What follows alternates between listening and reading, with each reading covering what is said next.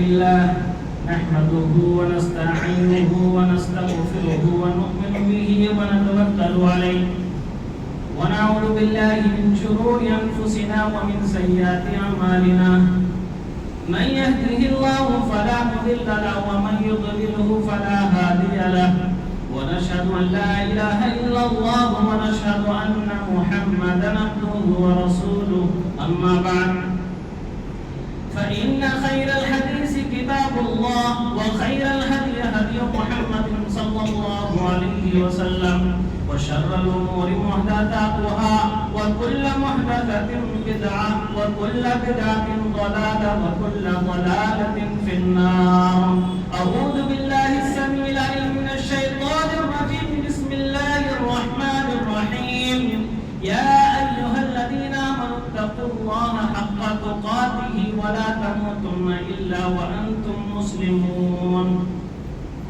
يا أيها الناس اتقوا ربكم الذي خلقكم من نفس واحدة وخلق منها زوجها وبث منهما رجالا كثيرا ونساء واتقوا الله الذي تساءلون به والأرحام إن الله كان عليكم رقيبا.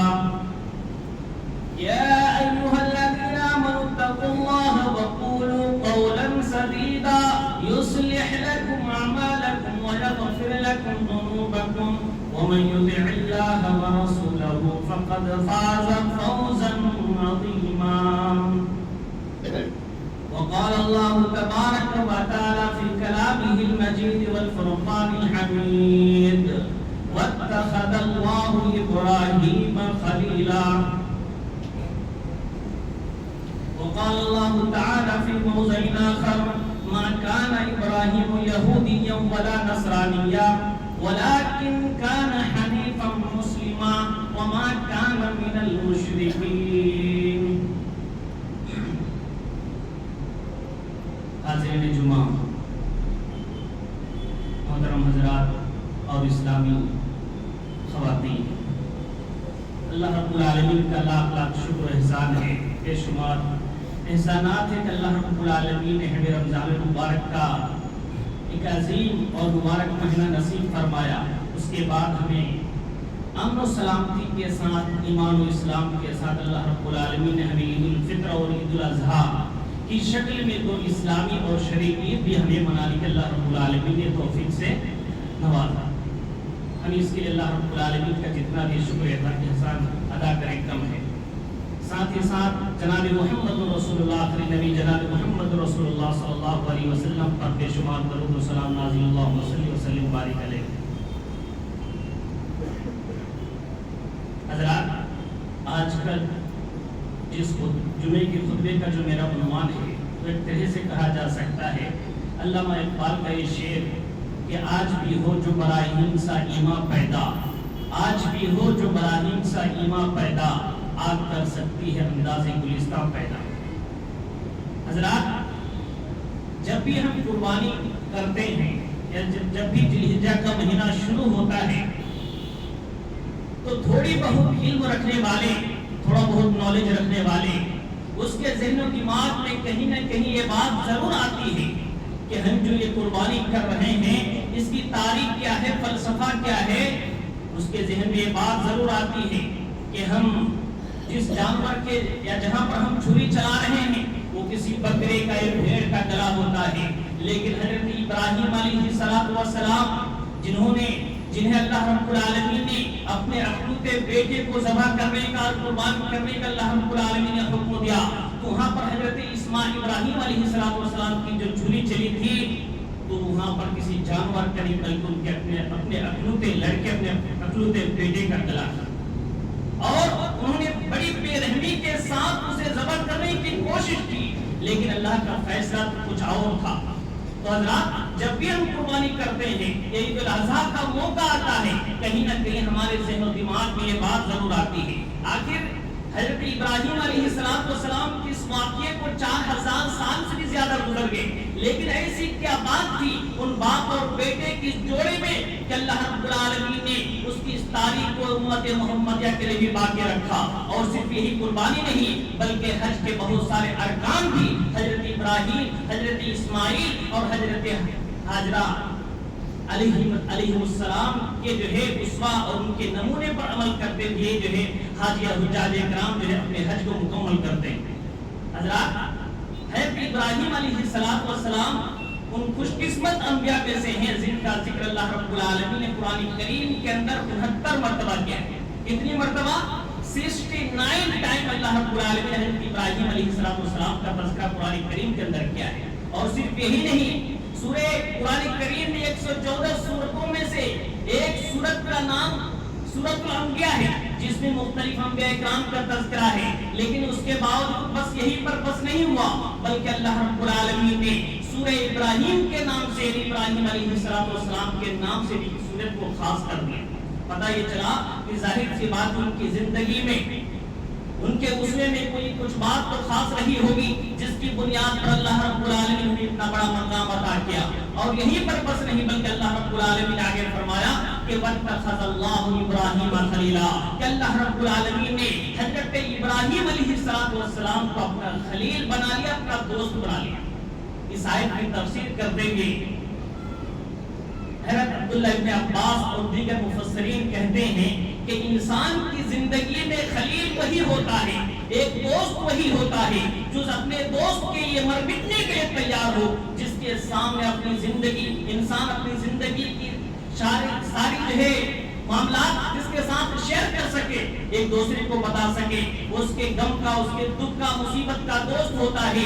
اور ہر معاملے میں اس کا ساتھ دینے کے لیے اور ہاتھ بٹانے کے لیے وہ انسان تیار ہوتا ہے. اور ایسا دوست کسی انسان کی زندگی میں اگر ہو تو ایک ہوتا ہے، انیک نہیں ہوتا ہے، ایک ہوتا ہے. تو اللہ رب العالمین نے حضرت ابراہیم علیہ السلام کو اپنا وہ ایک خالص دوست بنایا تھا کہ ابراہیم تو میرا دوست ہے، تو میرا خلیل ہے، لہذا تیری زندگی میں بھی میرے علاوہ اور کوئی دوست نہیں ہونا چاہیے. یعنی میرے لیے تو اپنی بیوی کو، اپنے بچے کو، اپنے مال و اولاد کو، اپنی ساری جائیداد کو، اپنے باپ کے انعام و اکرام کی زندگی کو کرنے کے لیے اور قربان کرنے کے لیے تجھے تیار رہنا پڑے گا، تیار رہنا چاہیے. اور حضرت ابراہیم علیہ السلام نے یہ کر کے دکھایا کہ اپنی اللہ رب العالمین کی مرضی اور خواہشات کے لیے حضرت ابراہیم علیہ السلام نے ساری چیزوں کو قربان کر دیا.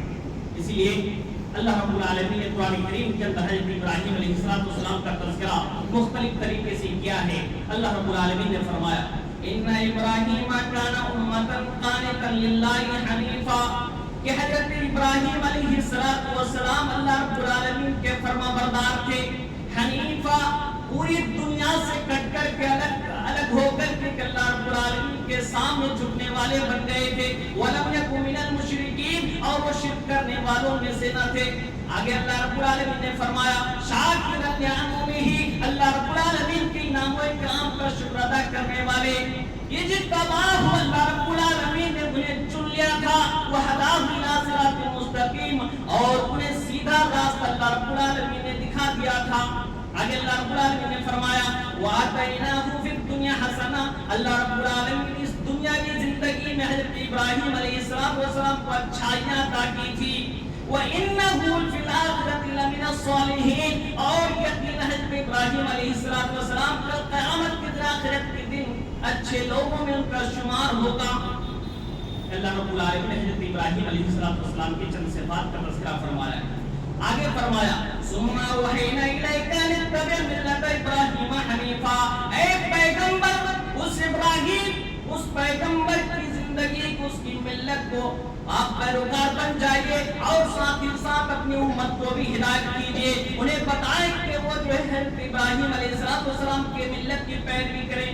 نبی پاک صلی اللہ علیہ وسلم اور آپ کی امت پر یہ حکم دیا گیا کہ وہ ملت ابراہیمی کی پیروی کریں. وما کان من المشرکین، اس کی زندگی میں خاص بات کیا تھی کہ وہ مشرکوں میں سے نہ تھے، شرک و بدعت کے دلدل میں پھنسنے والے انسان نہیں تھے. آگے اللہ رب العالمین نے فرمایا وَمَن يَرْغَبَ عَن مِلَّةِ إِبْرَاهِيمَ إِلَّا مَنْ صَفِيَ نَفْسَهُ، کہ ملت ابراہیمی کی پیروی سے اپنے آپ کو الگ کرنے والا، کنارہ کشی کرنے والا، جدا کرنے والا کوئی نہیں ہو سکتا مگر الا من صفیہ نفسہ، مگر جو انسان احمق ہو، پاگل ہو، دیوانہ ہو، انسان ملت ابراہیمی سے اپنے آپ کو الگ کر سکتا ہے۔ اپنے آپ کو ملت ابراہیمی سے وہی انسان الگ کر سکتا ہے جس کی زندگی میں جو عقل مند، جسے عقل مندی نہ ہو، جس کے پاس عقل نہ ہو، جو دیوانہ ہو، پاگل ہو، ایسا انسان ملت ابراہیم سے اپنے آپ کو دور کر سکتا ہے۔ وَلَقَدْ اسْتَفَيْنَاهُ فِي الدُّنْيَا، اور ہم نے تو ابراہیم علیہ السلام کو اس دنیا میں چن لیا، منتخب کر لیا۔ وَإِنَّهُ فِي الْآخِرَةِ لَمِنَ الصَّالِحِينَ، اور آگے فرماتے ہیں اللہ رب العالمین کہ میں نے ابراہیم علیہ السلام کو چن لیا اور آخرت میں بھی وہ صالح لوگوں میں سے ہوں گے۔ اِذْ قَالَ لَهُ رَبُّهُ أَسْلِمْ قَالَ أَسْلَمْتُ لِرَبِّ الْعَالَمِينَ، جب اللہ رب العالمین نے حضرت ابراہیم سے کہا کہ ابراہیم میرے لیے جھک جاؤ، میرے آگے میری فرما برداری کرو، میری اطاعت گزاری میں اپنے آپ کو صرف کر دو، اپنی پوری زندگی اسی میں لگاؤ۔ حضرت ابراہیم علیہ السلام نے کہا اسلمت لرب العالمین، میں ساری دنیا کے رب کے سامنے اپنے آپ کو جھکاتا ہوں۔ حضرت ابراہیم علیہ السلام نے پوری دنیا سے الگ ہو کر کے ایک اللہ رب العالمین کے اطاعت اور فرما برداری کی، سجدہ کیا اور انہی سے سب کچھ مانگا جو مانگنا تھا اس دنیا کی زندگی میں۔ ہر چیز اللہ رب العالمین سے حضرت ابراہیم علیہ السلام نے مانگی۔ اسی لیے حضرت ابراہیم علیہ السلام کا اتنا بڑا مقام ہے کہ انہیں اللہ رب العالمین نے خلیل بنایا، کہ یہودیوں کے نزدیک، عیسائیوں کے نزدیک، نصرانیوں کے نزدیک حضرت ابراہیم علیہ السلام بڑے محبوب تھے۔ اور ظاہر سی بات ہے کوئی انسان اعلیٰ عہدے کا ہو، اونچے عہدے کا ہو، ہر انسان اسے اپنی صفوں میں شامل کرنا چاہتا ہے۔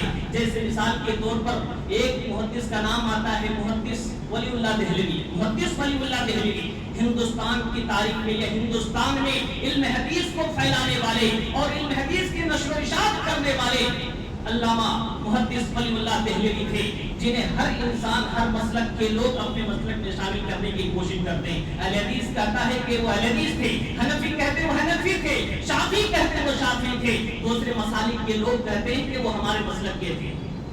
باقی ان کا کیا مسلک تھا تو اللہ رب العالمین خود جانے اور وہ خود جانتے تھے، لیکن ہر انسان اسے اپنے مسلک میں شامل کرنے کی کوشش کرتا ہے۔ کیوں؟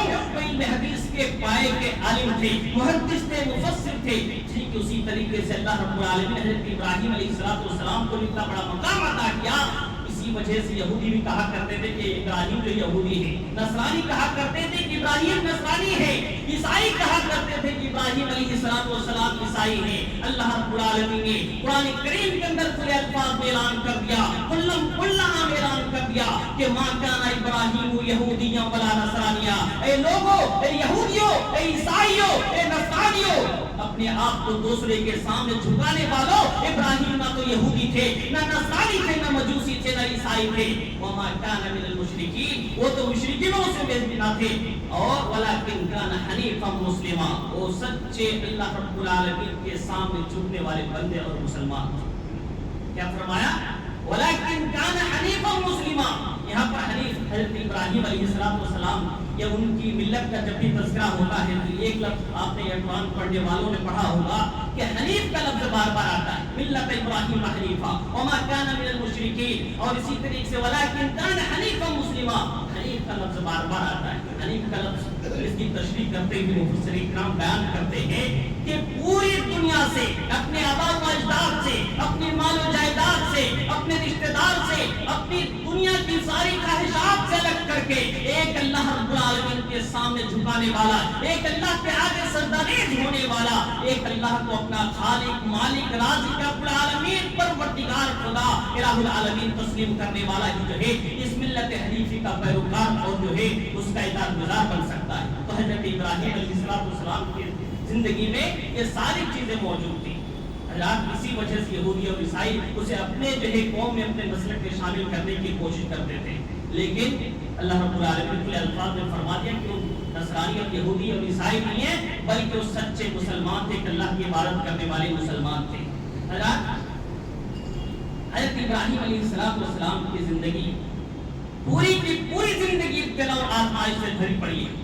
ہم قرآن اٹھا کر کے دیکھیں، सीरत की किताबें उठा करके देखे, तारीख की रिवायात उठा करके देखे, पता चलता है कि हजरत इब्राहिम अलैहिस्सलाम ने उन्हें जो अल्लाह रब्बुल आलमीन ने इतना बड़ा मकाम अता किया, क्यों अता किया? जाहिर सी बात है, जो इस इंसान इस दुनिया में मेहनत करता है, मशक्कत करता है, मिसाल के तौर पर बहुत सारे बच्चे मदरसे में पढ़ रहे होते हैं, स्कूल में पढ़ रहे होते हैं, हर इंसान अच्छा बनने की कोशिश करता है, लेकिन वही अल्लामा इब्ने तैमिया बनकर निकलता है, इमाम बुखारी बनकर निकलता है, वही इब्ने तैमिया और इब्ने हम्बल बनकर निकलता है, जो मदरसे की उसूल व ज़वाबित की पाबंदी करे, जो मदरसे के उसूल व ज़वाबित की पाबंदी करे, मदरसे के कवानीन पर अमल पैरा हो और साथ ही साथ मेहनत व मशक्कत के साथ इल्म हासिल करे, अपने असातिज़ा की खिदमत करे, अपने वालिदैन की खिदमत करे, वही इंसान जो मुझे मनसब और ओहदे तक जाता है। लेकिन जो इंसान सुस्ती करे, काहिली करे, वो इंसान कभी नजात नहीं पाता, इस दुनिया में भी नजात नहीं पाता। तो हजरत इब्राहिम अलैहिस्सलाम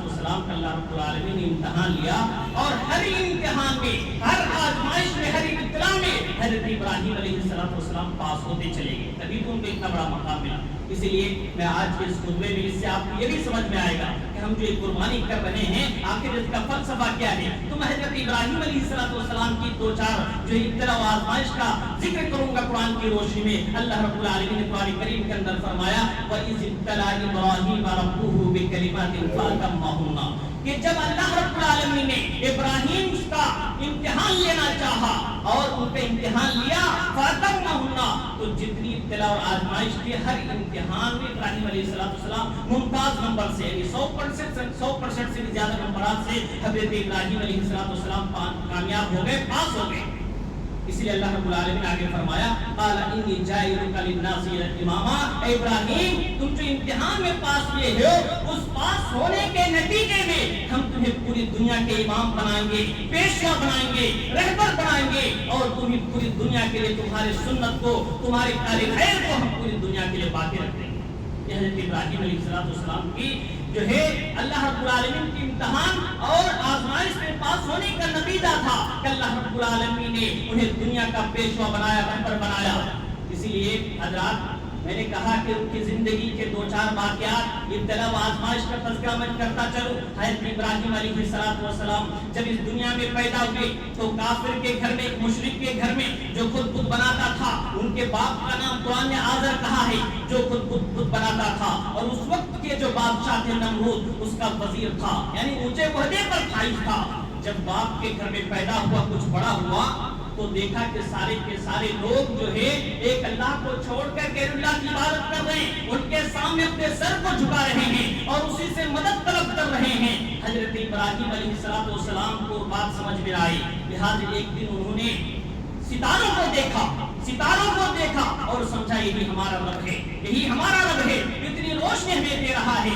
फिर जब वो सितारे डूब गए, हज़रत इब्राहिम अलैहिस्सलाम को यकीन हो गया कि डूबने वाला और जिसे ज़वाल हुआ हमारा खुदा और हमारा रब नहीं हो सकता। फिर चांद को देखा, कहा कि ये बहुत बड़ा है, यही हमारा खुदा हो सकता है। लेकिन जब चांद भी डूब गया तो उसे यकीन हो गया कि ये भी हमारा खुदा और हमारा इलाह नहीं हो सकता।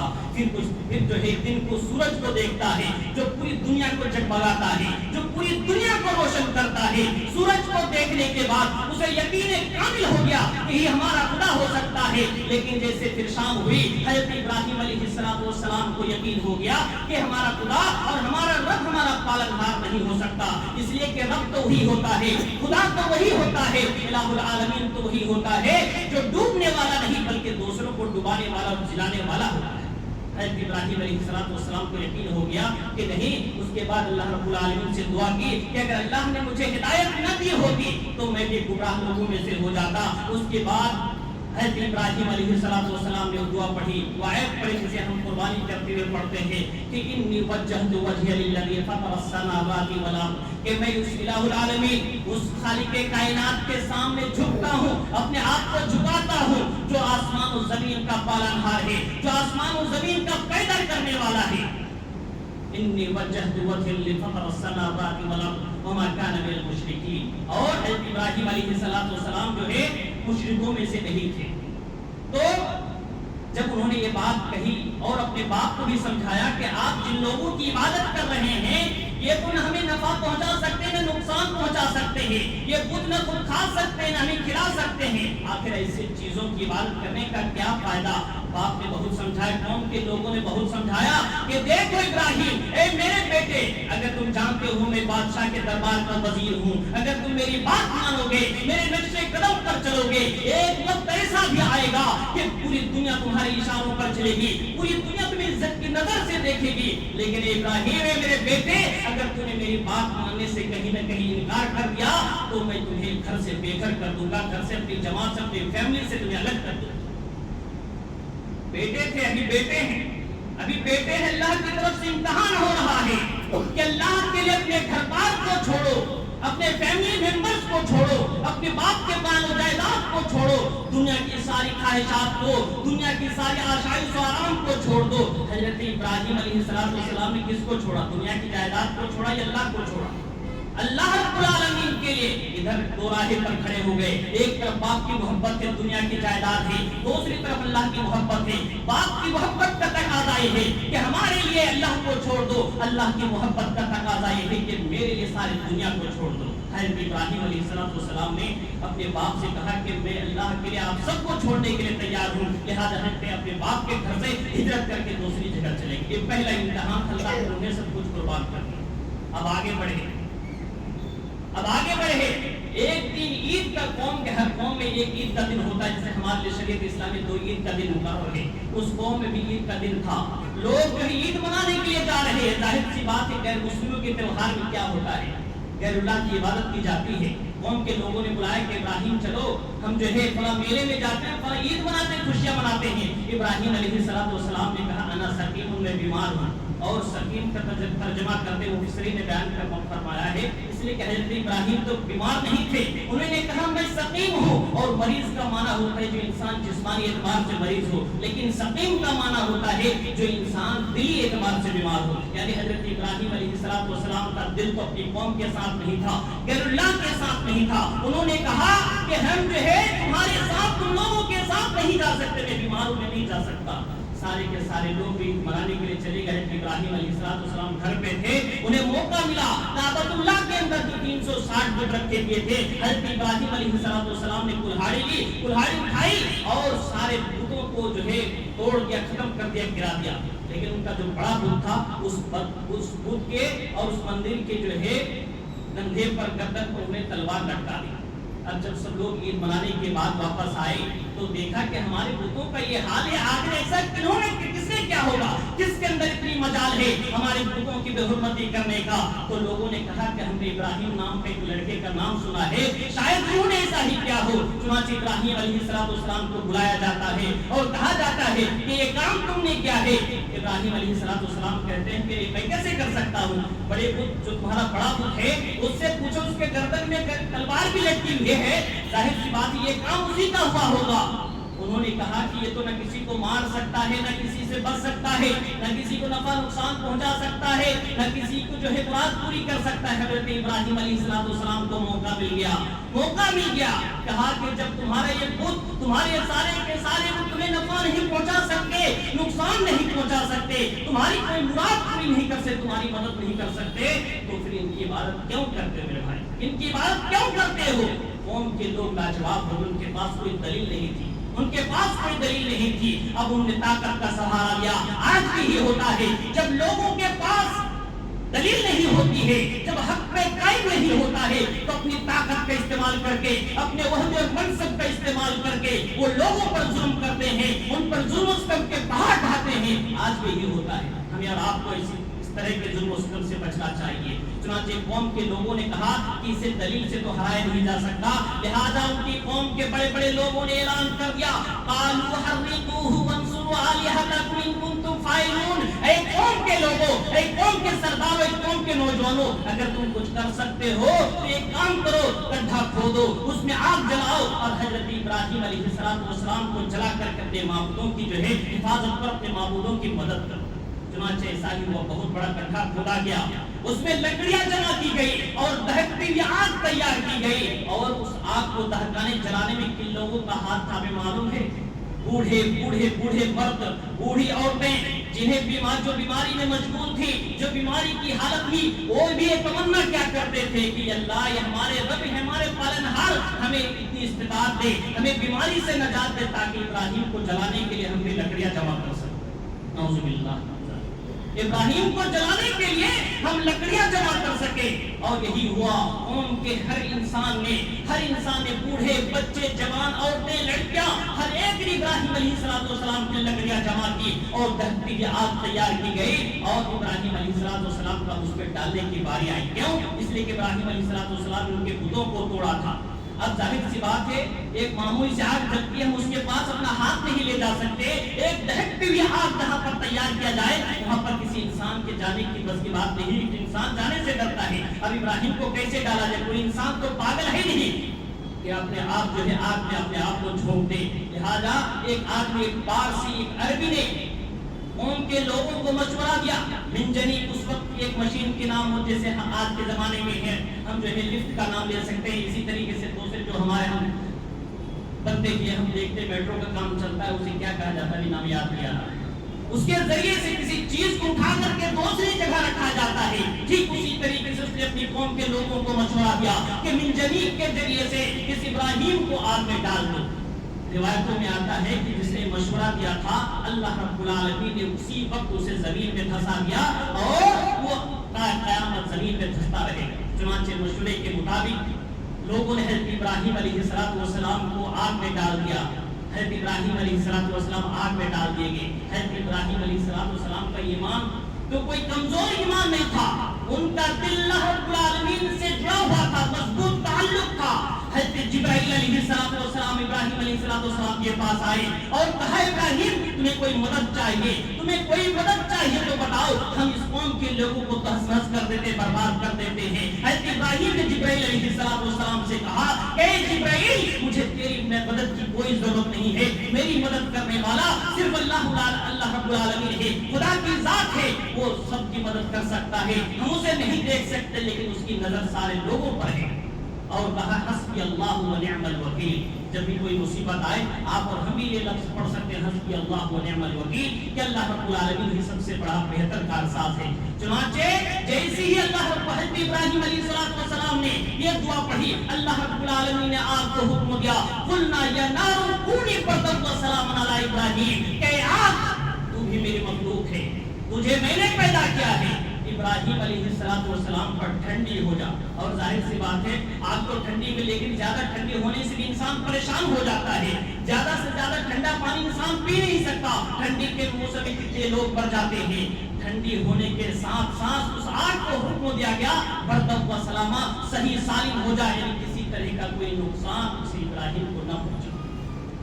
आज भी हो जो इब्राहिम सा ईमान पैदा आग कर सकती है, अंदाजे गुलिस्ता पैदा।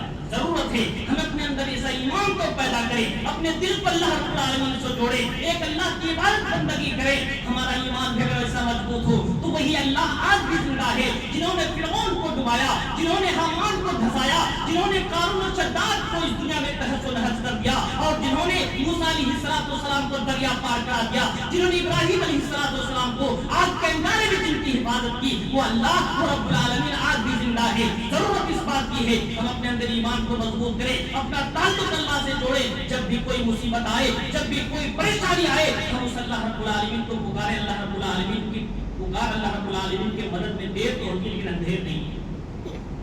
ये दूसरा वाक़या, दूसरी आज़माइश थी। अल्लाह रब्बुल आलमीन हज़रत इब्राहिम अलैहिस्सलाम को आग के अंगारे से अल्लाह रब्बुल आलमीन ने बचा लिया। तीसरा वाक़या, जाहिर सी बात है, जब कौम के लोगों ने ईमान न लाया और बूढ़े हो चुके हैं, 86 साल 87 साल की उम्र है, कोई ईमान लाने वाला नहीं, बात मानने के लिए तैयार नहीं।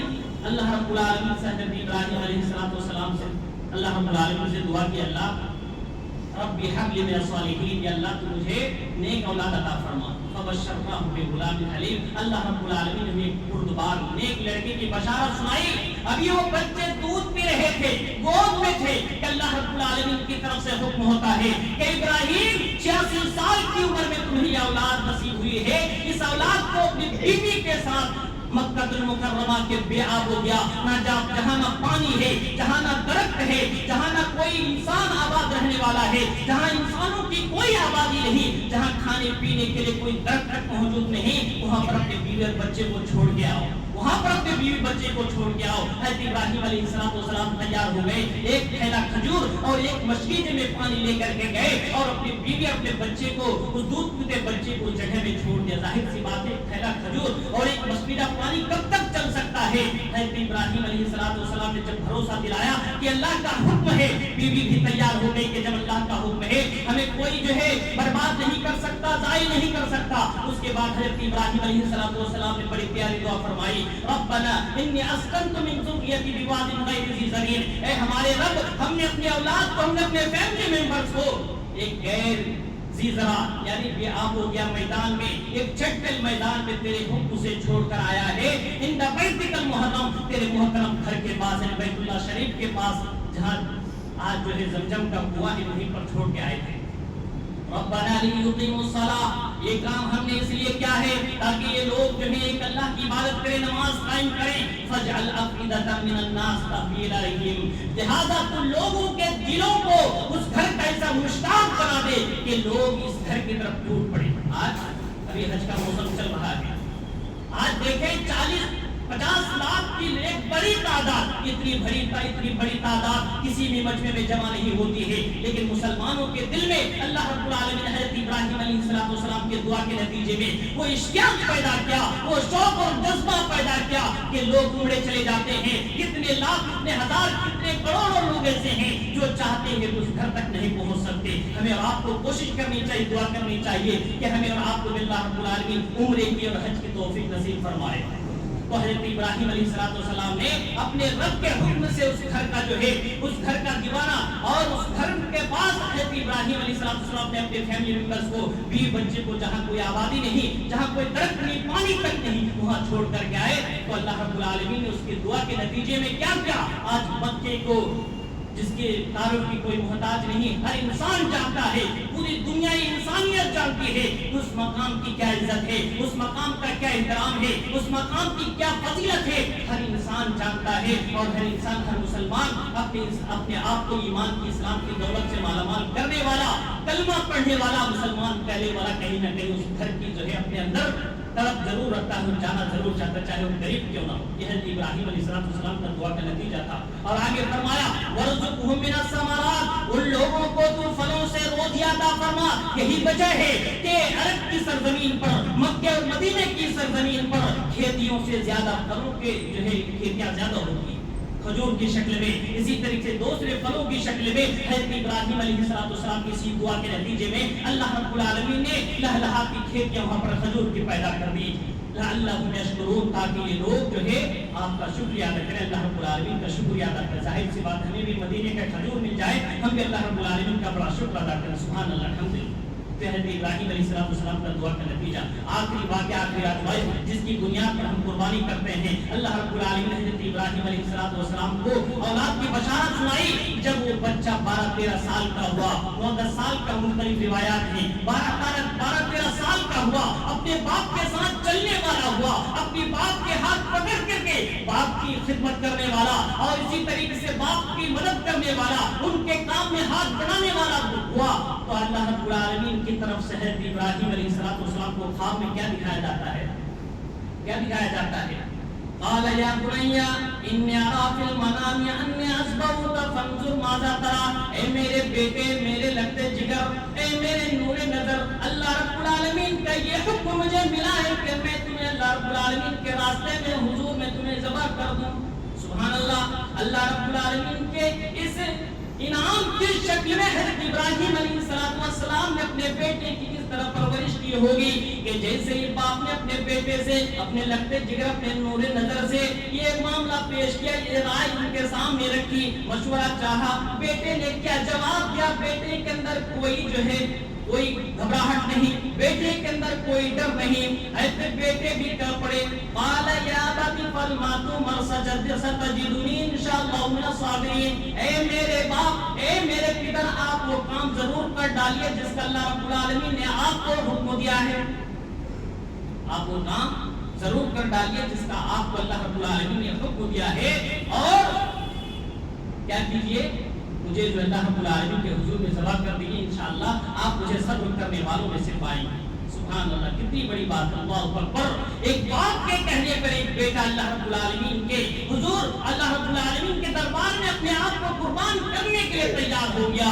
آج ہمیں بھی ضرورت ہے ہم اپنے اولاد کو دین سے جوڑیں، اسلام سے جوڑیں، شریعت اسلامیہ سے جوڑیں۔ اگر ہم اپنے اولاد کو صحیح تعلیم دیں گے، دین سے جوڑیں گے، تو جب ہم بڑھاپے کے عالم میں آئیں گے، جب بھی ہمیں کسی چیز کی ضرورت ہوگی، وہی اولاد، وہ بچے، وہ لڑکیاں، وہ لڑکے ہمارے لیے اپنی جان تک دینے کے لیے تیار ہو جائیں گے۔ لیکن جب باپ اپنے اولاد کی جو ہے پرورش نہیں کرتا، صحیح تعلیم نہیں دیتا، اسلامی تعلیمات سے اسے آراستہ نہیں کرتا، تو ہی بچہ بڑے ہو کر باپ کو مارنے تک کے لیے تیار ہو جاتا ہے۔ لہذا غلطی اس بات کی ہے، پہلے باپ کے والدین کی غلطی ہوتی ہے، والدین اس بات کی فکر کریں، اپنی اولاد کو صحیح تعلیم دیں اور اسے جو ہے اس کا رشتہ اللہ رب العالمین سے جوڑیں، تبھی آپ کا بڑھاپے میں کام آئے گا، آپ کی مصیبت میں کام آئے گا، اور اسی طریقے سے آپ کی خدمت کرنے کے لیے وہ تیار ہو جائے گا۔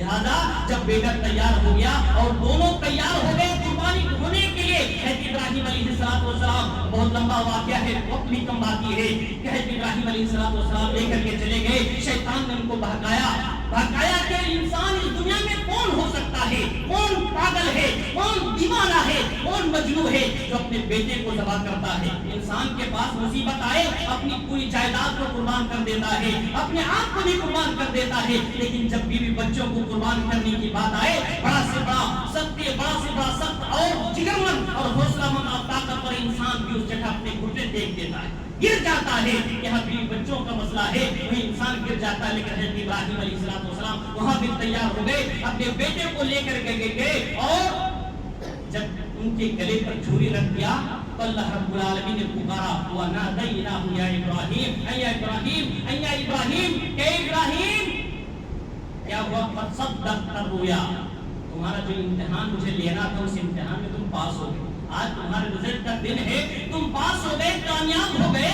کذالک نجزی المحسنین، ہم احسان کرنے والے، نیک کام کرنے والے کو ہم جو اسی طریقے سے بدلہ دیتے ہیں۔ ان ھذا لہو البلاء المبین، ایک بہت بڑی آزمائش تھی جس پہ تم کامیاب ہو گئے، وفدیناہ بذبح عظیم، اور اس کے بدلے میں اپنے بیٹے کے بدلے میں اللہ رب العالمین نے دمبے کی شکل میں بہت بڑی قربانی پیش کی، جسے کے گلے پر حضرت ابراہیم علیہ السلام نے چھری چلائی، وترکنا علیہ فی الآخرین، اور اللہ رب العالمین نے اسی وقت فرمایا، اے ابراہیم تمہاری اس فعل، تمہاری اس عمل کو، تمہاری اس سنت کو رہتے دنیا تک کے لیے ہم تمہیں باقی چھوڑ دیں گے۔ یہی وجہ ہے کہ آج ہم قربانی کرتے ہیں، ہمیں اور آپ کو یاد ہونا چاہیے، کسی کو معلوم نہ ہو، اسی لیے تو کہا جاتا ہے کہ آپ قربانی کا گوشت غیر مسلموں کو بھی دے سکتے ہیں، کیوں؟ اگر آپ قربانی کو بھی فلسفہ بتا سکیں، قربانی کی تاریخ، قربانی کی ہسٹری اگر اسے بتا سکیں، اس کے ذریعے سے آپ اسے اپنے آپ سے قریب کر سکیں، اس بنیاد پر غیر مسلموں کو آپ جو قربانی کا گوشت دے سکتے ہیں، اچھا بہتر ہے۔ اللہ وقت بھی ہو چکا ہے، حضرت ابراہیم علیہ السلام نے اپنے بیٹے کی قربانی دی، یا ان ساری چیزوں کی جو قربانی دی، اس قربانی کا پس منظر کیا ہے، اس قربانی کا مقصد کیا ہے، ہدف کیا ہے؟ حضرت ابراہیم علیہ السلام نے اپنے بیٹے کی قربانی تو دی، ان کو تیار ہو گئے، لیکن یہاں بیٹے کی قربانی نہیں تھی، اصل میں وہاں پر اپنے جذبات، اپنی خواہشات، اپنی محبت اور اپنی جو ہے الفت کو قربان کرنے کا معاملہ تھا، کہ ساری دنیا کے لیے اپنے آپ کو، اپنی اولاد تک، اپنے بیوی بچوں کو قربان کرنے کے لیے تیار ہو جاؤ۔ مسلمانوں، اگر تم اس قربانی سے سبق حاصل کرنا چاہتے ہو تو اپنے اندر صرف اپنے ایک جانور کو ذبح کرنے کی کوشش نہ کرو، بلکہ اپنے اندر سے جھوٹ، فریب، دغا بازی اور اسی طریقے سے ظلم و ستم کو قربان کرو، اسی طریقے سے دوسروں سے نفرت کو قربان کرو، اپنی خواہشات کو قربان کرو۔ ایک انسان جب خواہشات کی باری آتی ہے، انسان غلام بن جاتا ہے۔ اللہ کہتا ہے، نبی کہتا ہے، رسول اللہ کہتے ہیں کہ تم نماز کے لیے آؤ، انسان اذان سنتا، اذان کی آوازیں ان کے کانوں تک جاتی ہے، شیطان اسے بہکاتا ہے کہ ابھی فجر کا وقت ہے، اچھی نیند ہے، وہ انسان مسجد تک نہیں آتا۔ ایسا ہوتا ہے، وہ انسان سوچتا ہے کہ ظہر میں جائیں گے، ادا کر لیں گے، کچھ دنوں کے بعد ایسا ہوتا ہے کہ شیطان اسے جو ہے ظہر کی نماز یا اس وقت نماز ادا کرنے سے اسے دور کر دیتا ہے۔ انسان ایک وقت بھاگتا ہے، شیطان اسے کوسوں دور بھگا دیتا ہے۔ اس لیے اپنی خواہشات کا غلام نہ بنے، بلکہ اپنی خواہشات کو اللہ رب العالمین کی مرضی کے مطابق قبول کرنے کی کوشش کریں، قربان کرنے کی کوشش کریں۔ اگر آپ خواہشات کو غلام بنا دیں گے، یہ خواہشات آپ کو دنیا اور اخروی زندگی میں بھی آپ کو برباد کر دیں گی۔ لیکن اگر آپ خواہشات کو کنٹرول کرنا سیکھ گئے، قربان کرنا سیکھ گئے، یقین مانیے اس سے زیادہ مزہ آپ کو پوری زندگی میں کہیں بھی نہیں ملے. اس لیے اپنے خواہشات کو قربان کیجیے. اور اگر کہیں نہ کہیں ہم یہ قربان نہیں کر سکتے تو یاد رکھیے ہم سے اچھا تو وہ جانور ہے جو دوسرے جانوروں کے سامنے بھی اپنے آپ کو ذبح کر دیتا اللہ رب العالمین کے سامنے. لیکن ہم ایسے انسان ہیں، ایسے ظالم و جابر انسان ہیں جو اللہ رب العالمین کے لیے محض گوشت کھانے کے لیے ہم قربانی تو کرتے ہیں جانوروں کی، لیکن اپنی خواہشات کو، اپنی تمناؤں کو، اپنی پیار اور الفت کو اللہ رب العالمین کے لیے قربان کرنے کے لیے ہم تیار نہیں ہوتے. اللہ رب العالمین ہمیں جو ہے قربانیاں اور اس سے خاص ہمارے اندر اخلاص پیدا فرمائے. اللہ رب العالمین ہمیں ریاکاری سے بچائے. اللہ رب العالمین ہمیں دکھاوے سے بچائے. اللہ رب العالمین ہماری ہر طرح کی عبادتوں کو قبول فرمائے. اللہ رب العالمین ہمارے نمازوں کو، روزوں کو، صدقات و خیرات کو قبول فرمائے. جو لوگ حج کو گئے اللہ تم کو حج مقبول عطا فرما، ان کے حج کو تو قبول فرما. اللہ جب تک ہمیں تیری زندہ رکھ، ایمان اور اسلام کی حالت میں زندہ رکھ، اور جب بھی ہمارا خاتمہ ایمان کی حالت میں ہو، اور ہمارے اندر ایسی قوت اور جذبات عطا فرما جس کی بنیاد پر ہمیں اللہ تیرے لیے ہم ہر چیز کو قربان کرنے کے لیے تیار ہو جائیں. آمین. وآخر دعوانا الحمدللہ رب العالمین. اقول قولی ھذا واستغفر اللہ لی ولکم ولسائر المسلمین من کل ذنب فاستغفروہ انہ هو الغفور الرحیم.